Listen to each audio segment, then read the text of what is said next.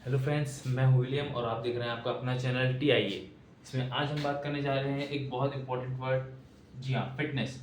Fitness के बारे में कि फिटनेस एक्चुअल में हम किसे कहेंगे, कि हम कैसे कह सकते हैं कि कोई व्यक्ति फिट है या कोई फीमेल फिट है, हम किस बेस पे कह सकते हैं। तो हम इन 5 पॉइंट के बेस पे कह सकते हैं कि ये व्यक्ति फिट है, जिसमें हम कवर करेंगे फिटनेस के 5 point: cardiovascular endurance, muscle strength, muscle endurance, flexibility और कंपोजिशन। तो हमारा फर्स्ट पॉइंट है कार्डियोवैस्कुलर एंड्योरेंस। कार्डियोवैस्कुलर एंड्योरेंस क्या होता है कि किसी भी, अगर हम सिंपल लैंग्वेज में समझें तो किसी भी व्यक्ति के हार्ट के काम करने की क्षमता, मतलब अगर कोई व्यक्ति रनिंग कर रहा है तो वो कितनी देर तक रनिंग कर सकता है, हम इस बात से कहेंगे कि वो कितना फिट है, मतलब उसका कार्डियोवैस्कुलर एंड्योरेंस कितना बेहतर है। मान लीजिए कोई व्यक्ति आधा घंटा रनिंग कर सकता है या 1 घंटा रनिंग कर सकता है, तो हम कहेंगे कि जो 30 मिनट्स रन कर सकता है या वॉक कर सकता है या जॉग कर सकता है, उस व्यक्ति से बेहतर कार्डियोवैस्कुलर एंड्योरेंस किसका है, जो 60 मिनट कर सकता है या 40 मिनट्स कर सकता है। तो हम इस बेस पे कहेंगे कि ये इस व्यक्ति का कार्डियोवैस्कुलर एंड्योरेंस फर्स्ट व्यक्ति से बेहतर है। सेकेंड पॉइंट होता है मसल स्ट्रेंथ। मसल स्ट्रेंथ का मतलब होता है कि कोई भी व्यक्ति कितना वेट लिफ्ट कर सकता है। मान लीजिए अगर कोई व्यक्ति 20 किलो उठा सकता है, 30 किलो उठा सकता है, कोई 40 किलो उठा सकता है, तो हम कहेंगे कि 40 kg वाले की मसल स्ट्रेंथ 20 kg वाले से बेहतर रहेगा।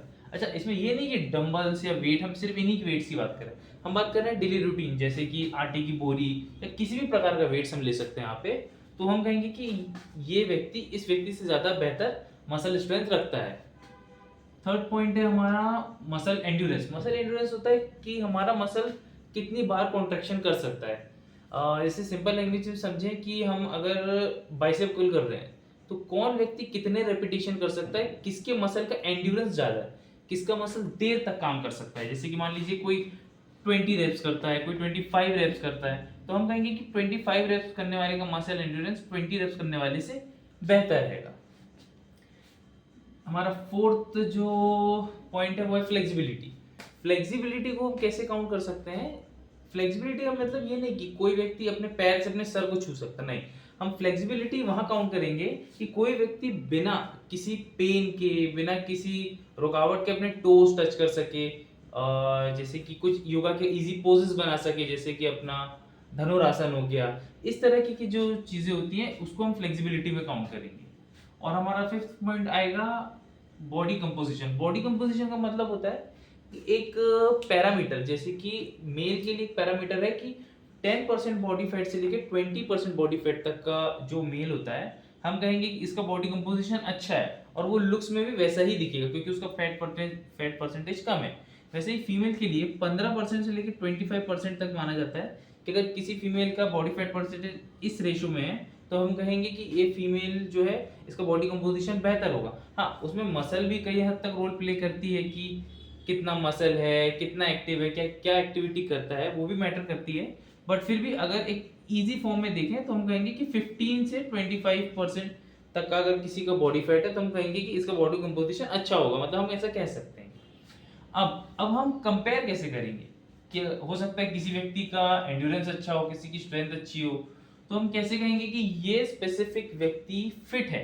अब जैसे एक बॉडी बिल्डर, अगर हम एक बॉडी बिल्डर को देखें तो वो काफी हद तक वेट लिफ्ट कर सकता है, उसकी मसल स्ट्रेंथ बहुत अच्छी होती है, कई हद तक मसल एंड्योरेंस भी अच्छा होता है, लेकिन उसका कार्डियक एंड्योरेंस बहुत अच्छा नहीं होता क्योंकि वो बहुत कार्डियक एक्टिविटी नहीं करता है, क्योंकि उसके स्पोर्ट्स की रिक्वायरमेंट नहीं है, तो उसका मसल लॉस हो सकता है। इस वजह से वो कार्डियोवैस्कुलर एक्टिविटीज कम करता है। उसकी फ्लेक्सिबिलिटी में थोड़ा इशू होता है। बॉडी कंपोजिशन उसका बहुत अच्छा रहेगा क्योंकि वो बॉडी बिल्डर है तो उसकी बॉडी ऑब्वियसली कम बॉडी फैट परसेंटेज में रहेगी और शेप में रहेगी।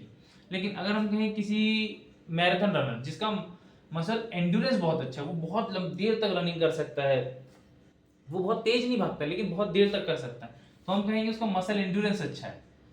कार्डियोवैस्कुलर वाले को हम कहेंगे कि जैसे कि कोई रनर, जैसे कि कोई रनिंग कर रहा है 200 मीटर 300 मीटर, बहुत तेजी से रन कर पा रहा है, तो मतलब हम कहेंगे कि हाँ, इसकी ऑक्सीजन जो सप्लाई करने की कैपेसिटी है बॉडी की वो बेहतर है।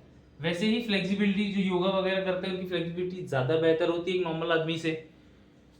तो अगर हमें इन्हें कंपेयर करना है तो हम कैसे करेंगे? जैसे अगर कोई, मान लीजिए कोई एथलीट, जैसे कि हम मान लें विराट कोहली, जैसे विराट को हम ले लें तो विराट का कार्डियक एंड्योरेंस भी बहुत अच्छा है क्योंकि वो एक स्पोर्ट्स एथलीट है, उसकी मसल स्ट्रेंथ भी एक नॉर्मल आदमी के हिसाब से बहुत अच्छी है, उसका एंड्योरेंस भी बेहतर है, उसकी फ्लेक्सिबिलिटी भी अच्छी है, और कंपोजिशन तो हम देख ही रहे हैं कि वो कितना फिट दिखता है। तो वो इसलिए हम विराट कोहली को एक फिट पैरामीटर में रखेंगे कि हाँ वो एक्चुअल में फिट है, लेकिन हम एक बॉडी बिल्डर को नहीं कहेंगे कि वो फिट है, या हम किसी ऐसे व्यक्ति को, कोई मैराथन रनर बहुत दुबला है, बहुत लीन है, तो हम कहेंगे कि वो व्यक्ति फिट है।